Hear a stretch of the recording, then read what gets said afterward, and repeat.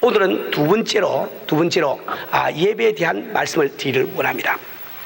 저는 얼마 전에 어떤 목사님께서 그런 말씀을 들은 적이 있습니다. 오래전에 이 목사님이 소련을 여행할 기회가 있었는데 그 소련에 간 길에 주일날이 되어서 예배 보는 교회가 있는지 알아봤더니 어느 시골에 어느 그 도시에 예배 보는 교회가 있다는 것을 들었습니다. 그래서 참 반가운 마음으로 그 교회를 찾아갔어요. 이제 한 200명 되는 교인들이 모였는데 그 참 이상하게도 그 예배를 시작하는 첫 시간부터 그냥 눈물을 흘리고 울기를 시작합니다. 전 교인들이 다 울기를 시작해요. 성가대 지휘하는 지휘자도 두 손을 쓰지 못하고 한 손으로는 손수건을 가지고 그냥 눈물을 훔치면서 한 손으로 지휘를 하고 있습니다. 이제 피아니스트도 참 이렇게 이렇게 이따금 눈물을 닦아가면서 피아노를 치고 있습니다. 이제 장로님이 기도할 때도 참 눈물로 기도를 하고 있습니다. 우리 목사님이 참 설교를 하시는데 그날은 설교를 2시간 동안 하대요. 그 설교를 내내 목사님은 울고 계시단 말이에요. 그 설교를 듣는 그 교인들도 내내 한순간도 빼지 않고 계속 울고 있습니다. 우리가 정말 예배를 드릴 때 정말 내가 은혜가 임해서 눈물을 흘릴 때도 있지만 그처럼 처음부터 끝까지 시족일관 참 눈물을 흘린 것을 바라보고 참 이상하게 생각했답니다. 그 예배가 다 끝난 다음에 그 중에 영어 하시는 분을 찾아서 왜 여러분은 이런 식으로 예배를 봅니까? 이렇게 여쭤봤더니 그분 하시는 말씀이 우리는 바로 오늘 드리는 이 예배가 우리의 일생의 마지막 드릴 수 있는 예배인지 모르기 때문에 우리는 눈물로 예배를 드립니다. 이렇게 말씀을 하더래요. 우리 사는 우리 성도들 정말 내가 일생에 이제 언젠가 이 공산 정권에서 이 교회 문을 닫음으로 말미암아 다시 예배 드릴 수 없는 이런 그 처절한 그 마음을 가지고 그 참 예배 드리는 그 모습 우리 주님께서 얼마나 기쁘시게 바라시겠냐 말입니다. 사랑하는 우리 성도들 오늘날 우리는 우리의 예배 모습을 한번 반성해 보기를 바랍니다. 우리의 예배 속에 과연 이러한 간절함이 있습니까? 이런 그 진실됨이 우리에게 있습니까? 우리 기독교 신앙에서 이 예배라는 것이 얼마나 중요한지 이루 말할 수가 없어요. 우리가 하나님을 처음 찾아오는 것도 예배를 통해서 찾아오게 됩니다. 내가 하나님을 떠날 때도 예배를 그만둠으로 말미암아 떠나게 되는 거예요. 그래서 우리 기독교 신앙에는 이 예배가 바로 신앙의 시종이라고 이야기를 하게 되는 겁니다. 이 예배가 얼마나 중요한 것인지 우리가 알기 위해서는 우리 교회, 이 교회 활동 가운데 내 개인 신앙생활 가운데 예배가 차지하는 위치가 무엇인지 이것을 여러분들이 잘 아셔야 됩니다. 우리 교회 활동을 한번 생각해 보십시다. 우리가 여러 가지 일들을 교회 속에서 하고 있는데 그 일들을 3가지 유형으로 나눌 수가 있습니다. 첫 번째 한 가지가 하나님을 향한 활동이에요. 우리가 참 주님 앞에 찬양 드리고 예배 드리는 이 모든 것들은 하나님을 향한 활동입니다. 그 반면에 교회 속에는 우리 성도들을 위한 활동이 있습니다. 우리끼리의 활동이 있단 말입니다. 그래서 이 성경 공부도 시키게 되고 교제도 하게 되고 친교도 나누게 되는 겁니다. 또 그 반면에 이 교회 속에는 참 이 교회 밖에 있는 세상 사람들은 향한 그 활동이 있습니다. 그래서 우리는 부지런히 전도도 하고 선교도 하며 또 구제도 하게 된단 말이에요. 우리 교회 사는 모든 활동들을 3가지 유형으로 나눌 수 있는데 첫 번째가 하나님을 향한 활동이요, 두 번째가 성도 사관을 향한 활동이요, 이제 마지막으로 세상을 향한 활동임을 우리가 알고 있습니다. 그 가운데서 우리 교회가 가진 궁극적인 목적은 바로 세상을 향한 우리의 활동이라고 말씀을 드렸어요. 이 교회가 존속하는 목적 자체가 바로 전도와 선교에 있는 것을 우리가 알아야 된단 말이에요. 그러나 우리에게 이렇게 중대한 전도와 선교를 우리 힘으로 할 수 있는 능력이 우리 속에 없습니다. 우리는 반드시 주님 앞에 드리는 그 예배, 주를 향한 그 활동에 성공함으로 말미암아 위에서 임하시는 능력을 받지 않고는 이 사명을 감당할 길이 없다 말입니다. 우리는 정말 이 교회가 어떻게 되어야 되는지 우리가 너무나 잘 알고 있습니다. 우리가 주를 향한 활동, 이 예배에 성공함으로 말미암아 예배를 드릴 때마다 위에서 내리시는 신령한 은혜를 힘입고 능력을 힘입고 그 능력과 은혜가 임할 때 비로소 내가 이웃을 사랑할 수 있어요. 내 옆에 있는 내 형제 자매를 그분의 은혜 가운데서 내 몸처럼 사랑할 수 있다 말입니다. 우리가 이처럼 한끗 지체로서 서로 사랑하고 한 몸이 될 때 우리 가운데 주님께서 임재하시니까 그분이 전도하신 거예요. 그분이 선교하신 거예요. 우리는 단지 도구로 쓰임받을 것밖에 없다 말입니다. 이때 우리의 목적이 이루어지게 되는 겁니다. 이건 교회 생활뿐만 아니라 여러분의 개인 생활에도 마찬가지입니다. 여러분은 예수 믿고 이 세상에 왜 존재하십니까? 이제 정말 하늘나라에 가서 주님 오시는 그날 주 앞에 상급받기 위해서, 그 상급받을 수 있는 믿음의 작품을 만들기 위해서 우리 지상에 살고 있단 말입니다. 우리는 믿음의 작품 기쁨을 어떻게 만듭니까? 우리는 많은 영혼들을 우리 구원을 해야 되겠어요. 우리 선교를 해야 되기 때문에 말입니다. 그러나 내가 주를 위한 그런 모든 일들을 내가 하기를 원하지만은 할 수 있는 능력이 내게 없다 말입니다. 그렇기 때문에 여러분들은 하나님과 정상관계를 맺고 하나님을 향한 활동에 성공하심으로 말미암아 그분이 주시는 능력을 힘있고 비로소 우리는 그 열매를 맺을 수가 있는 것을 이 성경이 말하고 있단 말입니다. 우리 신앙생활에서는 개인 생활이나 이 교회 생활을 위해서 이 예배가 얼마나 중요한지 이루 말할 수 없어요. 우리가 다른 것을 다 성공한다 할지라도 예배에 실패해버리면 우리가 하는 일은 불과 얼마 가지 않아서 중단돼버리고 말 거예요. 그러나 비록 우리가 지금 다른 것에 실패하고 있다 할지라도 우리가 예배에 성공만 한다면 주께서 주시는 은혜로 말미암아 새로 일어설 길이 있다 말입니다. 우리 이 신앙생활에서 우리 교회 생활에서 이 예배가 얼마나 중요한지 이루 말할 수 없어요. 우리는 우리 교인들이 한 사람같이 이 예배에 대한 올바른 개념을 가지고 주님께서 기뻐하시는 예배를 드림으로 말미암아 주님의 능력이 우리에게 임하시고 우리가 원하는 그 주님의 명하신 그 사명을 감당할 수 있는 이런 교회가 되기를 원하는 겁니다. 우리 사는 그리스도인들, 우린 예배에 대해서 몇 가지를 꼭 우리 알아둬야 했어요. 예배는 과연 무엇이란 말인가? 무엇이 예배란 말인가? 어떻게 하면 우리는 예배에 성공할 수 있단 말인고, 어떤 사람이 예배에 성공할 수 있단 말이고, 우리가 분명히 이것을 알아야 되겠습니다. 여러분, 예배를 무엇이라고 정의하시겠습니까? 우리 예배학에서 신학적으로는 여러 가지 복잡한 말로 이 예배를 정의를 하고 있습니다. 그럼 우리에게 필요한 한 가지 측면으로 이 예배를 정의한다고 하면, 이 예배라는 것은 다른 것이 아니라 바로 하나님을 만나는 것입니다. 하나님을 만나는 그것이 바로 예배입니다. 그렇기 때문에 우리가 예배를 드릴 때 인간들이 아무리 많이 모여서 순수를 따라서 기도하고 성경 봉독하고 찬양 드리고 헌금하고 한다 할지라도 예배가 될 수는 없는 거예요. 반드시 예배가 되기 위해서는 예배 드리는 사람들이 이곳에 등장할 뿐만 아니라 예배를 받으실 하나님이 이곳에 등장하셔야만 예배가 된다 말입니다. 우리 예배 가운데 하나님이 등장하지 아니하시면 우리의 모임이 아무런 소용이 없는 것을 우리가 꼭 알아야 됩니다. 우리 사는 우리 신들 어떻게 하면 하나님이 등장할 수 있게 할까요? 우리 꼭 두 가지를 꼭 기해야 됩니다. 우리는 예배를 드릴 때 반드시 믿음으로 이곳에 나와서 믿음으로 예배를 드려야 되는 거예요. 우리가 마가복음 5장 25절부터 34절 그 사이에 말씀을 보면 12해 동안 혈주할 때 여인의 이야기가 나와 있습니다. 여러분이 그 이야기를 다 알기 때문에 사건 경위는 다시 설명할 필요가 없겠습니다. 여하튼 12해 동안 혈중을 앓던 그 여인이 참 이게 절망 상태에서 예수가 지나가신다는 말씀을 듣고 저분이 옷자락만 내가 만져도 나음을 받으랴 그는 생각하고 이제 예수님이 지나갈 때 그 뒤로 가서 옷자락을 만지지 않습니까? 만지는 그 순간에 주께서 능력이 나와서 자기 병의 권이 마르면서 육신이 난 것을 자기가 느꼈단 말이에요. 그때 우리 예수님이 제자들을 돌아보시고 하신 말씀이 지금 내 옷을 만진 자가 있는데 누가 만졌느냐고 물으십니다. 그때 제자들이 한 답변이 무엇입니까? 주여, 이렇게 많은 사람들이 주를 애워싸고 가고 있는데 누가 주님을 만졌는지 우리가 어떻게 알 수 있단 말입니까? 무슨 뜻입니까? 같은 예수님이 지나가는 같은 시간에 12해 동안 혈중했던 그 여인뿐만 아니라 수없이 많은 무리들이 예수의 몸에 손도 대고 부닥쳤단 말이에요.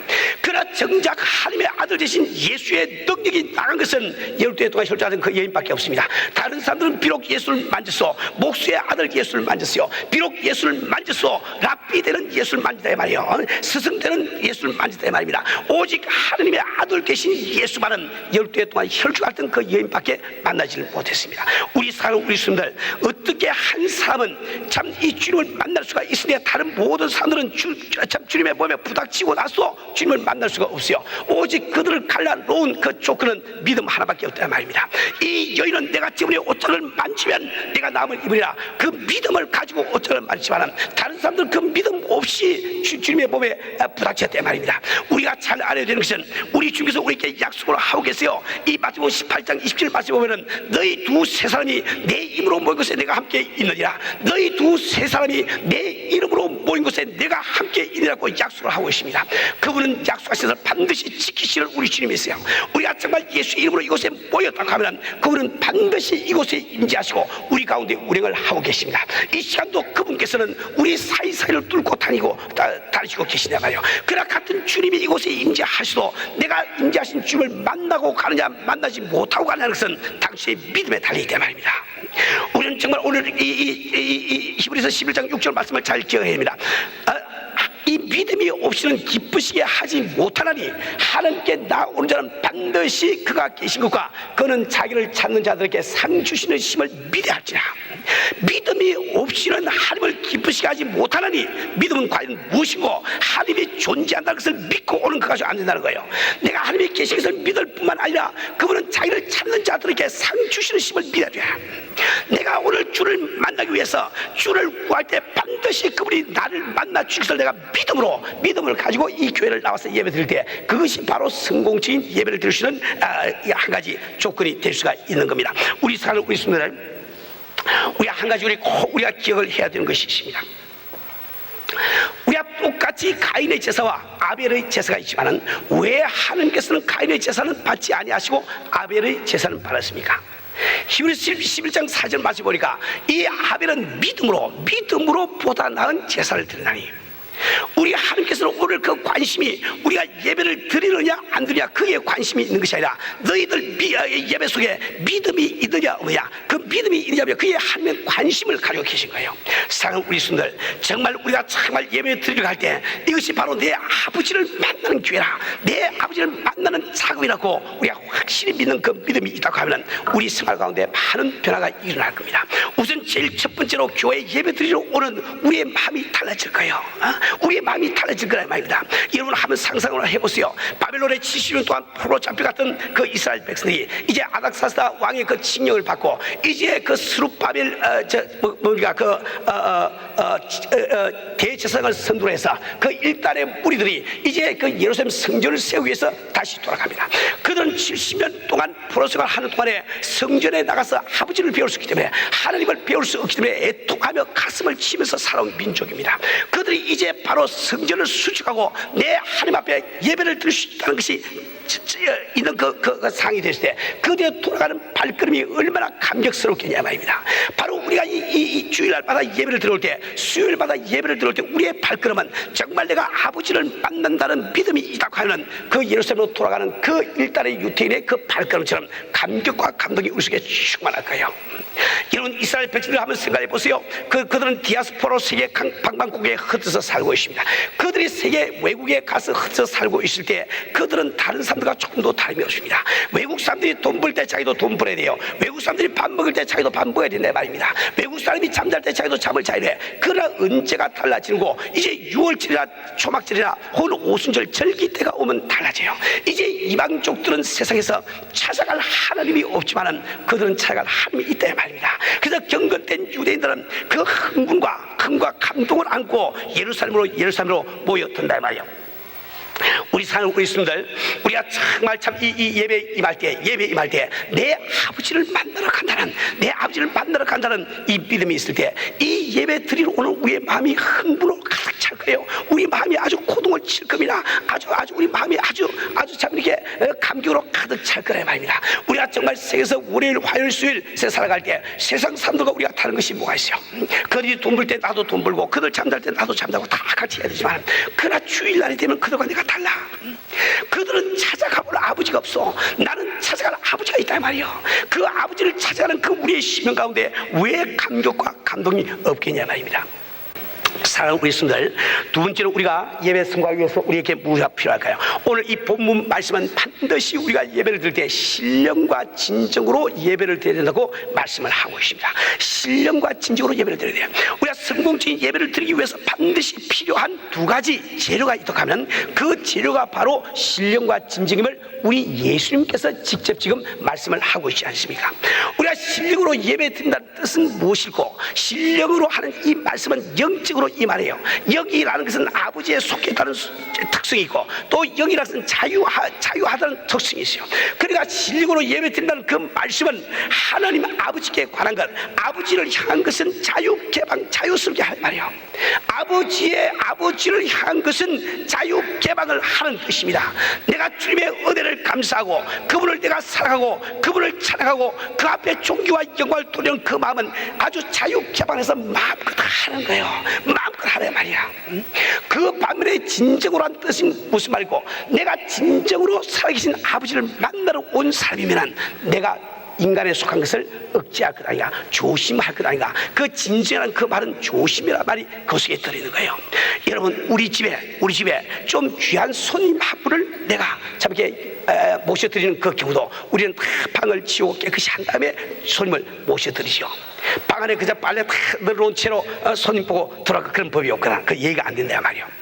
한창 우리가 하나님 아버지를 만나러 왔으면, 여러분이 진정으로 아버지를 만나러 왔다고 하면 내 이 태도 가운데, 나의 이 온 매무새 가운데, 나의 마음가짐 가운데 그 진정으로 억지하는 그 무엇이 있어야 된다 말입니다. 그래서 우리가 성공적인 예배를 드리려고 하면은 주를 찬양드리고 참 주를 경배하고 그분을 사랑을 하고 그분의 도움을 받기를 원하는 그 마음은 자유케 방이 되지만, 인간에 속한 것은 자꾸 억제를 해야 되는 거예요. 우리가 인간이기 때문에 아무리 내가 신령과 진정으로 예배드리기 위해서 여기 앉아 있어도 사탄 마귀가 자꾸 생각을 줍니다. 생각을 준다 말, 세상 생각을 준다 말이에요. 근데 주는 것을 넙죽 받아서 내 것으로 만들면은 예배는 실패하게 하고 말아. 여기 지금 앉아서 내일 가게 열어야 되는데 뭐 어쩌고 종업원이 지금 병들어서 안 나오는데 내일 어떡하지, 이 걱정 다 하고 여기 앉아 있으면 그건 예배가 될 수가 없는 거예요. 예배가 될 수 있단 말이야. 우리가 정말 신령과 진정으로 예배드리는 것이 무슨 뜻인지 우리가 참 잘 알아야 되는 겁니다. 우리 신들, 여러분이 정말 신령과 진정으로 예배 드리는 것을 배울 때, 여러분은 이 예배 구경꾼으로 참석하는 것이 아니라 예배자로서 참석하는 것을 배우게 되는 거예요. 오늘 얼마나 많은 사람들이 이 신령으로, 즉 하나님의 관한 것을 다 억제를 해버립니다. 하나님이 우리 가운데 임재한 것을 믿지 않을 뿐만 아니라 기대도 하지 않단 말이에요. 그래서 우리가 찬송을 불러도 가급적으로 목소리를 익혀서 에너지 소모 안 되게 조그만 소리로 부르고 애를 씁니다. 우리가 예배를 드리면서 기쁨으로 박수가 나오면 그걸 이상하게 생각을 한단 말이에요. 왜 이상합니까? 왜 이상하냐 말이야. 하나님을 향한 것은 자유 개방을 시켜야 돼. 내가 지금 하나님 앞에 영광을 돌리고 싶고 그분의 은혜로 말미암아 내 마음에 기쁨이 충만하면, 아니 박수를 칠 뿐 아니라 춤까지도 나와야 온전한 예배가 될 수 있단 말이에요. 우리는 잘못된 생각을 하면 안 됩니다. 잘못된 전통에 음미하면 안 되는 거예요. 정말 우리 예배 가운데 하나님을 향한 그 말은 아주 자유 개방이 돼야 돼요. 그러나 그 반면에 인간에 속한 것은 억지로 해야 되지 않겠습니까? 우리 자세도 그렇고 좀 경건되게 자세를 가시고 온 매면서 조금 바로 하시고, 생각 속에 다른 생각이 떠나 좀 잘라버리시고 온 정신을 온 마음을 주 앞에 복종시켜 가면서 예배를 드릴 수 있을 때 그것이 온전한 예배가 될 수 있지 않겠냐 말이에요. 우리 오늘 많은 성도들이 교회에 나와서 예배를 구경을 하고 있어요. 오늘 여러분 가운데서도 오늘 목사님이 어떻게 설교하나 구경을 하고 있단 말이에요. 우리 성가대가 어떻게 찬양드리나 구경하고 있단 말입니다. 아니 목사님이 장로님이 어떻게 기도하시나 구경하고 있단 말이에요. 아니 구경할 바야 극장 가세요. 재밌지. 이거 재미도 아무도 무엇하러 구경하러 와. 우리는 예배 드리러 왔단 말입니다. 우리가 잘 아는 그 제임스 케네디 목사님이 유명한 말씀을 하신 적이 있어요. 현대 교인들은 이 예배에 대해서 엉뚱한 개념을 가지고 있다. 만약에 이 예배를 연극에 비교한다고 할 때 우리 교인, 일반적으로 교회에 참석하는 그 교인들이 그 연극의 주인공이 목사님이요, 이 목사님이 주인공이 대사를 잊어버리지 않도록 뒤에서 대사 불러주는 분이 하나님이시요, 그리고 온 교인들은 오늘 주인공이 연기를 잘하나 잘 안 하나 그 보기 위해서, 판단하기 위해서 앉아있다고 생각하고 자기를 비평가로 두고 있단 말이에요. 그러나 이 케네디 목사님은 우리가 진정한 예배를 드리기 위해서는 그것이 뒤바뀌어져야 된다고 말씀하고 있습니다. 이 연극의 주인공은 누군고? 바로 이 자리에 앉아있는 당신이 바로 주인공 아니냐 말이에요. 당신이 하나님 앞에 예배드리는 주인공이 아니냐 말이에요. 당신이 예배를 잘 들을 수 있도록 도와주는 사람이 이 목사예요. 당신이 성공적인 예배를 들은지 안 들은지 그것을 판단하고 계신 분은 하늘에 계신 내 아버지가 아니냐 말이에요. 우리는 아버지의 눈앞에서 내가 예배 드리는 것을 우리가 배워야 돼요. 그래서 그 주님 아버지의 눈으로 볼 때 내가 온전한 예배를 드리게 돼, 그걸 성공적인 예배라고 부른 거예요. 그때 우리 주님의 은혜가 임하게 된다 말입니다. 우리 사랑하는 성도들, 여러분들이 정말 이 신령과 진정으로 예배를 드리는 것을 우리가 배우려고 하면은 여러분 자신을 한번 검토해, 이걸 한번 검토해 보세요. 예를 들어서 우리 성가대에서 찬양을 드릴 때 여러분들은 어떤 마음을 가지고 성가를 듣고 있습니까? 오늘 화음이 잘 되는가? 박자가 잘 맞는가? 우리 지휘자가 지휘를 잘 하고 있는가? 성가대 대원이 몇 명인가? 그거 지금 바라보고 있습니까? 그런 생각이 내 마음속에 오고 가고 있어요. 여러분들 아직 신령과 진정으로 예배드리는 걸 몰라.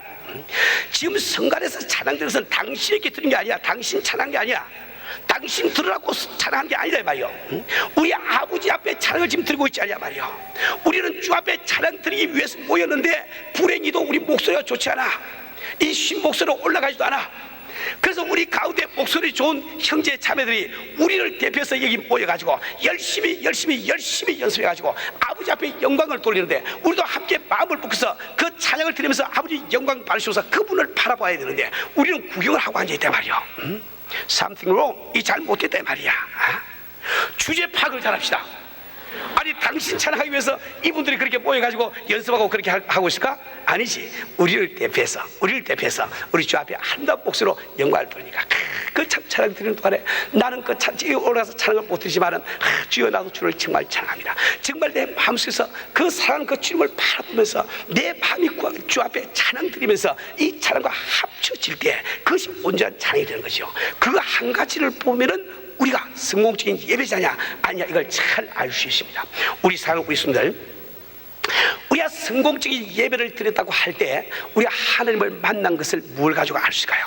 우리 예배 드릴 때 환상이 나타나야만 우리가 참 예배에 성공한 것이 될까요? 우리가 예배를 드릴 때 주님의 음성이 내 사랑하는 아들아 어찌 나와야 그렇게 성공적인 예배가 될까? 하나님을 만난다는 뜻은 그런 뜻이 아닙니다. 우리가 하나님을 만난 것을 무엇을 가지고 알 수 있는 거? 반드시 하나님께서 지나가시는 흔적을 내게 남김으로 내가 알 수가 있는 거예요. 여러분, 하나님은 어떤 분이세요? 그분은 창조주 되십니다. 이 천지를 창조하신 창조주 되세요. 그분이 피조계에 나타나서 피조물된 당신을 거쳐서 지나가면은 반드시 당신 속에 하나님이 지나가신 흔적이 남게 된다 말이에요. 이런 복음서를 바라보시면 우리 주님이 오셔서 이 세상을 다닐 때 그분은 흔적 없이 다니시지 않습니다. 그분은 가는 곳곳마다 장님이 눈을 뜨고 벙어리가 바닥이 되고 기물이 어떻게 되고 역사가 표적이 흔적이 나타난단 말이에요. 아니, 무덤 속에 들어가서 나흘 된 그 시체가 일어나서 나온다 이 말입니다.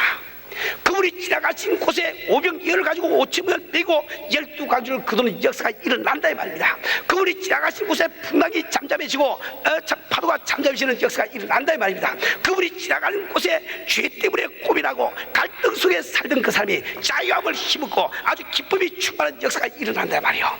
우리 성도들, 우리가 믿고 있는 우리 주님은 추상적인 주님이 아니십니다. 그분은 구체적인 주님이시야. 그분은 오늘 이 시간도 우리 가운데 임재하시고 우리가 드리는 영광을 받기를 원하시고 우리를 도와주기를 원하십니다. 내가 성공적인 이 참 이렇게 예배를 드린다는 것을 무엇을 가지고 알 수 있는 거? 바로 이 예배를 끝나고 돌아갈 때 내 속에 남아있는 주님의 흔적을 보고 내가 알 수 있어.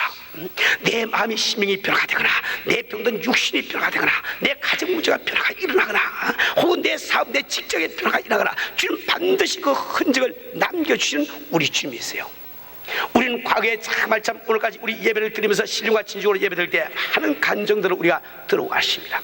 어떤 분은 이 교회에 참 들어오자마자 왠지 모르게 그냥 눈물이 나서 아주 예배 끝날 때까지 눈물만 그저 흘리다가 돌아왔습니다. 이런 감정하는 분이 많이 계시오. 또 어떤 분은 이 교회에 발을 탁 들이니까 어쩐지 마음이 그냥 겸손해지는데 낮아지는데 자기 고집을 부릴 수가 없고 그저 마음이 겸손해지라 이런 이야기 하시는 분도 계세요. 또 어떤 분은 이 교회에 들어올 때 이 강대상에 오색 영롱한 그 안개 같은 구름이 꽉 차는 것을 바라보면서 깜짝 놀랐다 이런 분도 또 계시다 말입니다. 이 예배 가운데 불치병이 나왔다고 이야기하는 분이 얼마나 많이 있습니까? 우리 예배 가운데 한국말을 알지 못하는 외국 사람이 이곳에 와서 목사는 한국말로 설교하고 있는데 자기는 자기 나라 말로 들었다는 자기 나라 말로 듣고 그것 때문에 마음이 깨서 예수 믿게 된 간증을 우리가 듣지 않으십니까? 우리가 성공적인 예배를 드린다고 하는 것은 우리 주님께서 우리 가운데 임재하시다는 뜻이요, 내가 주님을 구체로 만난다는 뜻이요, 내가 만날 때는 반드시 그분이 지나가시는 흔적이 내게 남게 된다는 말입니다. 우리 사는 우리 성도들, 오늘 여러분에게 정말 우리가 성공적인 예배를 드리기 위해서 몇 가지를 제가 꼭 이렇게 부탁을 드렸습니다. 제일 첫 번째로 세상에 나와서 우선 먼저 승리한 생활을 합시다. 참 중요합니다. 두 번째로 이제 교회 예배 보러 올 때는 목적의식을 분명히 가지고 나는 아버지를 배우러 간다. 그 목적 표들을 딱 세워가지고 그 한 가지만을 위해서 교회 예배 보러 오라 말이지. 오세요. 그리고 우리가 참 이렇게 예배를 드리는 동안에 신령과 진정으로 참 이렇게 예배 드리는 것을 우리가 노력을 해야 됩니다. 그렇게 할 때 주님께서 우리에게 큰 은혜를 주시고 우리 성공적인 이런 삶을 살 수가 있는 겁니다. 우리 성도들 주의 말씀을 잘 들으시고 그대로 실천에 옮기신 여러분 되시기를 주님으로 축원합니다.